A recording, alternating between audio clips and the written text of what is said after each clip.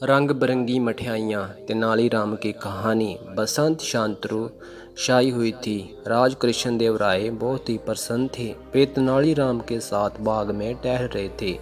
वे चाह रहे थे कि ऐसा उत्सव मनाया जाए जिसमें राज्य के सारे लोग सम्मिलित हो, पूरा राज्य उत्सव के आनंद में डूब जाए। इस विषय में वह तेनालीराम से भी राय लेना चाहते थे।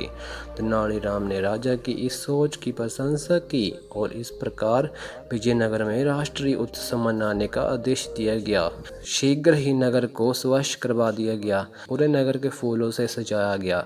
सारे नगर में उत्सव का वातावरण था। इसके बाद राजा ने घोषणा की कि राष्ट्रीय उत्सव को मनाने के लिए मिठाइयों की दुकानों पर रंग बिरंगी मिठाइयाँ बेची जाए। घोषणा के बाद मिठाइयों की दुकान वाले मिठाइयाँ बनाने में व्यस्त हो गए। कई दिन से तेनालीराम दरबार में नहीं आ रहे थे। राजा ने तेनालीराम को ढूंढने के लिए सिपाहियों को भेजा, परंतु वे भी तेनालीराम को नहीं ढूंढ पाए। उन्हें राजा को इस विषय में सूचित किया गया। इससे राजा और भी अधिक चिंतित हो गया।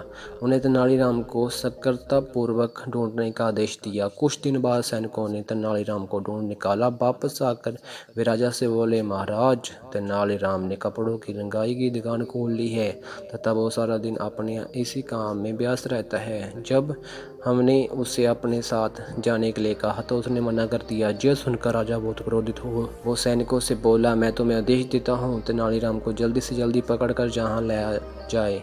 यदि वो तुम्हारे साथ ना आए तो बलपूर्वक लेकर आओ। राजा के आदेश का पालन करते हुए सैनिक तेनालीराम को बलपूर्वक पकड़कर दरबार में ले आए। राजा ने पूछा, तेनाली, तुम्हें लाने के जब मैं सैनिकों को भेजा था तुमने शाही आदेश का पालन क्यों नहीं किया था?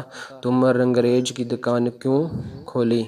हमारे दरबार में तुम्हारा अच्छा स्थान है जिससे तुम अपनी सभी आवश्यकता पूरी कर सकते हो। तेनालीराम बोला, महाराज, दरअसल मैं राष्ट्रीय उत्सव के लिए अपने वस्त्रों को रंगना चाहता था। इससे पहले के सारे रंगों प्रयोग द्वारा कर ले। मैं रंगाई के कार्यों पूर्ण कर लेना चाहता था। क्या सभी अपने वस्त्रों को रंग रहे हैं? राजा ने पूछा। नहीं महाराज, वास्तव में रंगीन मिठाइयाँ बनाने के आपके आदेश के पश्चात सभी मिठाइयाँ बनाने वाले मिठाइयों को रंगने के लिए खरीदने में व्यस्त हो गए हैं। यदि वे सारे रंग को मिठाइयों को रंगने के लिए खरीद लेंगे तो मेरे वस्त्र कैसे रंगे जाएंगे?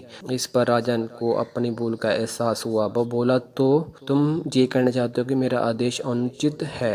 मेरा आदेश का लाभ उठाकर मिठाइयाँ वाले मिठाइयों को रंगने के लिए घटिया व हानिकारक रंगों का प्रयोग कर रहे हैं। उन्हें केवल खाने योग्य रंगों का प्रयोग करना चाहिए। इतना कहकर महाराज ने तेनालीराम को देखा। तेनालीराम के चेहरे पर वही चिर परिचित मुस्कुराहट थी। राजा कृष्ण राय ने गंभीर होते हुए आदेश दिया कि मिठाई बनाने वाले हानिकारक और रासायनिक रंगों को प्रयोग कर रहे हैं, उन्हें कठोर दंड दिया जाए। इस प्रकार तेनालीराम ने अपनी बुद्धि का प्रयोग करते हुए फिर विजयनगर के लोगों की रक्षा की। धन्यवाद।